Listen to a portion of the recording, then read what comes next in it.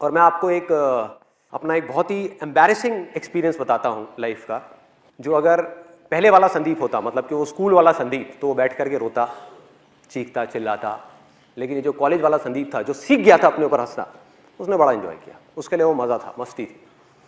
आप में से कितने लोग बस में ट्रैवल करते हैं, भरी हुई बस में, जिन्होंने अच्छे से ट्रैवल किया है या पहले कभी किया है? ऑलमोस्ट सब ने। तो आप लोग बड़े आराम से रिलेट कर पाएंगे कि मैं क्या बोलने वाला हूँ।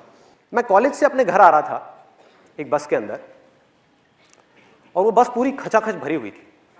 और बस में ट्रैवल करने की मेरे को सबसे ख़राब चीज़ ये लगती है कि उसमें जब बस पूरी तरह से भरी होती है तो सबके हाथ ऐसे होते हैं, और ज़्यादातर लोगों ने डिओड्रेंट नहीं लगाया होता। आप लोगों ने शायद ये प्रॉब्लम फेस करी होगी। तो हुआ क्या कि मैं ऐसी बस में ट्रैवल कर रहा, बस पूरी भरी हुई, और मुझे एक बड़ी अच्छी खुशबू आई, मतलब कमाल के एक परफ्यूम की खुशबू। और मैंने कहा यार ये क्या है, जहन्नुम में जन्नत दिख रही है, क्या है ये? मैं मतलब उसमें खो गया उस खुशबू में। और मैंने अपने दोनों तरफ देखा, मैंने कहा ये कहाँ से आ रही है? तो मैंने पहले इधर देखा, इधर से नहीं थी।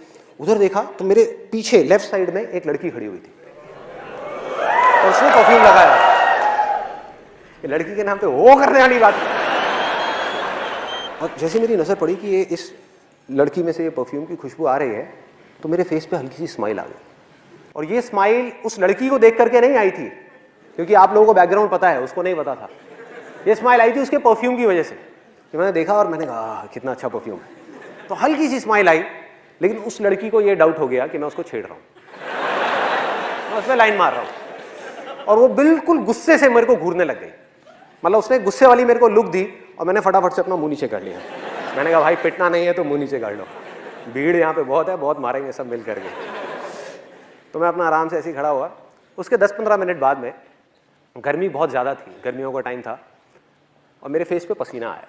तो मैंने क्या किया, अपनी जेब में हाथ डाला रुमाल निकालने के लिए। अब ध्यान से देखो मेरा हाथ कैसा है, क्योंकि मैं आपको बता चुका हूँ कि मेरी उंगली मुड़ती नहीं है। तो मैं गया, मैंने जा करके अपनी जेब में हाथ डाला, रुमाल निकाला, और जब रुमाल निकाल रहा था तो वो उंगली जा करके उस लड़की के पैर पे टच हो गई। उसके पैर पे टच हो गई। आपने वो कहावत सुनी होगी, कंगाली में आटा गीला। बिल्कुल ऐसे ही कुछ मेरे साथ में हुआ कि पहले ही मेरी पिटने वाली हालत थी, और ऊपर से वो उंगली जा करके उसके पैर पे टच हो गई। मैं रुमाल लेकर के चुपचाप अपने फेस पे आया, और मेरी हालत खराब। मैं मन ही मन सोच रहा, मैंने कहा भाई अब क्या करूँ? दो ऑप्शन है मेरे पास में। एक तो ये है कि पलट करके इसको फटाफट से सॉरी बोल दूँ, लेकिन उसमें एक रिस्क है कि क्या हो अगर उसको पता ही नहीं है कि उंगली मेरी थी इतनी भीड़ में।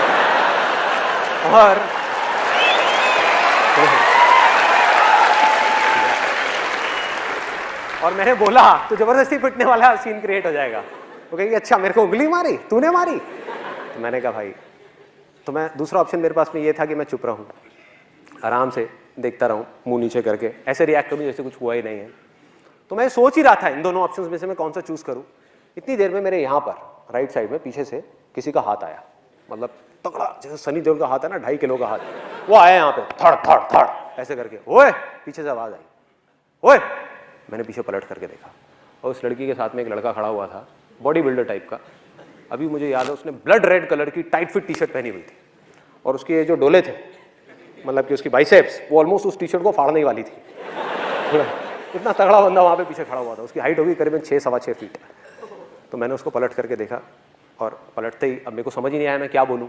अब बहुत देर हो चुकी थी, अब सॉरी बोलने वाली स्टेज जा चुकी थी। मैंने कहा हाँ जी।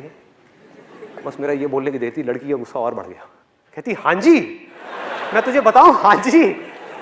एक तो मुझे पहले देख करके हंसता है, उसके बाद में टच करता है, और फिर पलट करके कहता है हाँ जी। तो उल्टा पड़ गया मेरे ऊपर, मतलब जैसे ही मैंने उसको बोला। फिर मैंने उसको समझाया, मैंने कहा जी I am very very sorry. अब मैं आपको किस तरीके से समझाऊं, आप देखो ये जो मेरी 2 उंगलियां हैं, आप देखो इन दोनों की शेप्स में आपको साफ फर्क पता लग जाएगा। मेरी जो उंगली है मुड़ती नहीं है, मैंने जानबूझ करके नहीं किया, गलती से हो गया है। तो उसके बाद में उस लड़के ने बड़ा कमाल का डायलॉग बोला, जो उसके साथ में था, मुझे नहीं पता वो उसका क्या था, बट उसने बड़ा सही डायलॉग बोला। कहता ओ हीरो। मैं कहा हाँ जी। और क्या बोलूं? मैं कहा हाँ जी। कहता है मेरा हाथ दिख रहा है, ये भी अगर एक बार पढ़ना शुरू हो जाए ना तो रुकता नहीं है, जैसे तेरी उंगली मुड़ती नहीं है। तो मैंने कहा भाई आज तो तू गया, आज तो पिटाई होनी पक्की है। फिर उसके बाद में मैंने जितनी मैं कोशिश करता चला जा रहा था उतनी ही गड़बड़ होती चली आ रही थी। और ऐसे में गड़बड़ क्या होती है कि यहाँ तक तो ठीक था, मतलब ये जो लड़का था और ये लड़की थी, इसको तो मैं फिर भी किसी तरह से हैंडल कर लेता, लेकिन ऐसे में क्या होता है, जितनी भी भीड़ होती है वो सब लड़की की तरफ हो जाती है। उनको ये लगता है कि सारे लड़के ही बुरे हैं और कोई समझने को तैयार नहीं, मतलब किसी को पता ही नहीं कि हुआ क्या है। और वहां पर पीछे एक मूंछों वाले अंकल खड़े थे, वो बोलते कहते, ओए शर्म नहीं आती तेरे को, तू लड़की को छेड़ता है, भरी बस में लड़की को छेड़ रहा है। मैं पलटा, मैंने उनके हाथ जोड़े, मैं कहा अंकल जी आज तक मैंने अपनी गर्लफ्रेंड को नहीं छेड़ा, मैं इनकी गर्लफ्रेंड को क्या छेड़ा। मतलब मैं समझाने की कोशिश कर रहा हूं, मैंने कहा एक बार देखो तो सही, देखो तो सही। कहते गंदे गंदे इशारे करता है, चल साइड हो चल। मतलब कोई भी अपनी वाइफ की फ्रस्ट्रेशन, अपनी जॉब की फ्रस्ट्रेशन आकर के मेरे पे निकाल रहे हैं, आकर के ले ले धक्के धक्के देते देते। तो कब मुझे धक्के पड़े और कब मैं बस के आगे तक पहुंचा, कब कंडक्टर ने बस रोकी और मैं बस से उतरा, मुझे पता ही नहीं लगा। सब कुछ अपने आप हो गया, धक्के खाते खाते खाते खाते बीच रास्ते में मुझे बस से निकाल दिया। इनफैक्ट मेरा जो कॉलेज का बैग था वो भी बस में रह गया। और मैं उतरा, और उतर करके अगर वो पहले वाला संदीप होता, वो स्कूल टाइम वाला, तो वो क्या करता, वो रोता, वो जा करके उस भगवान को बोलता, हे भगवान तूने मेरे साथ में क्या किया, मेरी तो कोई गलती भी नहीं थी, ऐसे पिट गया, ऐसे मेरे कपड़े फट गए, ऐसे ये सब हो गया, यही करता। और दूसरी चीज क्या करता, इस एक्सपीरियंस को, ये जो हुआ मेरे साथ में, इसको एक भयानक सपना समझ करके भूलने की कोशिश करता, ये भूल जाओ। और मजे की बात पता है क्या है, आप जितना भी किसी चीज को भूलने की कोशिश करते हो वो चीज उतनी ही याद आती है। हुआ आप लोगों के साथ ऐसा?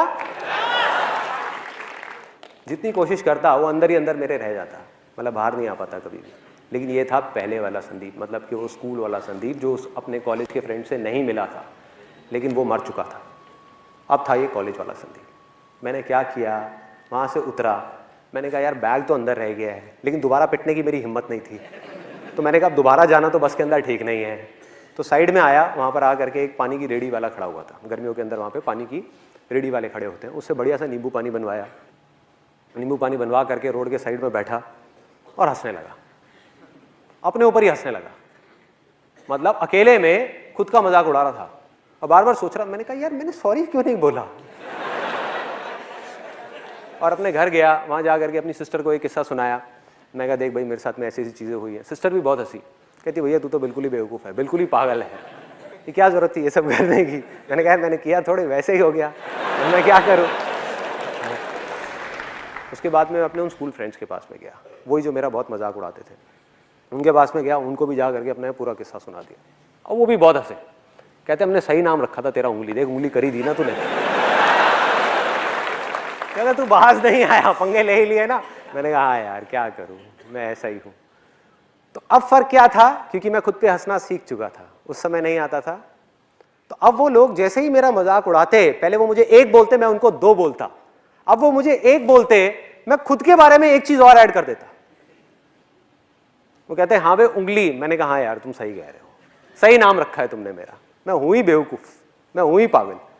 तो ये करते करते हुआ क्या, मजे की बात मेरे को अभी भी याद है, उनमें से एक लड़का जो मेरा सबसे ज्यादा मजाक उड़ाता था स्कूल टाइम में, उसने बोला, जब ऐसे ही कुछ देर तक ये चलता रहा, तो उसने बोला, कहता भाई संदीप तू बिल्कुल बदल गया है, तू तो बिल्कुल ही बदल गया है। और उसकी जो टोन थी ना बोलने की, वो खुशी वाली टोन नहीं थी। He was in a state of shock. वो सदमे में था कि भाई ये हुआ क्या इस लड़के को, वो सदमे में था। क्यों? क्योंकि उसकी पावर उसके हाथ से चली गई थी। सोचो किसी के हाथ में बहुत ज्यादा पावर हो और वो एकदम से चली जाए रातों रात, तो क्या होगा, वो कैसे रिएक्ट करेगा, वो शॉक में आ जाएगा ना, कहेगा भाई ये क्या हुआ है, ये हो क्या रहा है। क्योंकि उसकी पावर थी क्या, उसकी पावर थी मेरा गुस्सा। मुझे गुस्सा आता था और वो मुझे गुस्सा दिलाता था। मैं चिढ़ता था, वो मुझे चिढ़ाता था। मैंने चिढ़ना बंद कर दिया, अब वो किसको चिढ़ाएगा। सोचो, उसकी पावर गायब, उसके जोक्स फेल, पूरी तरह से फेल। मतलब वो कुछ भी कोशिश करता हो फेल, किसी को हंसी नहीं आती। उसके बाद में जो मैं अपने बारे में बोलता हूं उसमें ज्यादा हंसी आती। तो ये मेरा लाइफ का छोटा सा मैंने आपको एक्सपीरियंस बताया कि किस तरह से अगर हम अपने अंदर एक इतना छोटा सा चेंज लेकर के आ जाए तो किस तरह से हमारी लाइफ एक बिल्कुल ही अलग डायरेक्शन पे निकल जाती है। सोचो मेरे अंदर का गुस्सा मर गया, फ्रस्ट्रेशन गायब हो गई, दुख गायब हो गया, क्योंकि अब मुझे हंसने के लिए किसी और की जरूरत नहीं थी, टीवी देखने की जरूरत नहीं थी, खुद के ऊपर अकेले में बैठ करके हंस सकता था। कितना कुछ मिल गया छोटी सी चीज के थ्रू। और आपने भी शायद ये चीज नोट करी होगी कि जब मैं स्टेज पर होता हूं या वैसे भी रियल लाइफ में भी, कि किसी भी तरह का कोई भी जोक क्रैक करने में, चाहे कितने भी लोग बैठे हो, चाहे 10 लोग बैठे हो, चाहे 10,000 लोग बैठे हो, मुझे 1% भी दिक्कत नहीं होती। हुआ क्या है कि आज मुझे अच्छे तरीके से समझ आ चुका है कि मैं चाहे कैसा भी जोक क्रैक करूं यहां पर, कैसा भी, अच्छा हो या बुरा हो, एक चीज गारंटीड है, आप लोगों ने हंसना ही हंसना है।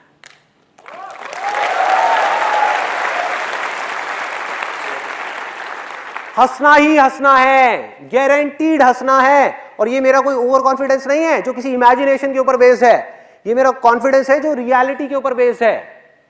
और मैं बताता हूं कैसे मैं ये बात बोल रहा हूं। मैंने कोई जोक क्रैक किया या कुछ बोला यहां पर आकर के, अगर आपको जोक समझ आ गया तो आप क्या करोगे? हंसोगे, उस जोक के ऊपर ठाके मार मार के हंसोगे, खुल के हंसोगे। और अगर वो जोक समझ नहीं आया तो क्या होगा? तब भी आप हंसोगे। फर्क ये है कि आप मन ही मन मेरे जोक के ऊपर नहीं, मुझ पर हंसोगे। कि कितना बेवकूफ आदमी है, ये तो पागल है बिल्कुल ही। मन ही मन आप हंसे ना, तो हुआ वो जो मैं चाहता था। मेरा मकसद क्या था? मेरा मकसद क्या था? ये नहीं था कि आप मेरे जोक के ऊपर हंसो, ये था कि आपकी जिंदगी में थोड़ी सी खुशी आ जाए, बस। अब इससे क्या फर्क पड़ता है कि आप मेरे जोक के ऊपर हंसो या मुझ पर हंसो? क्या फर्क पड़ता है?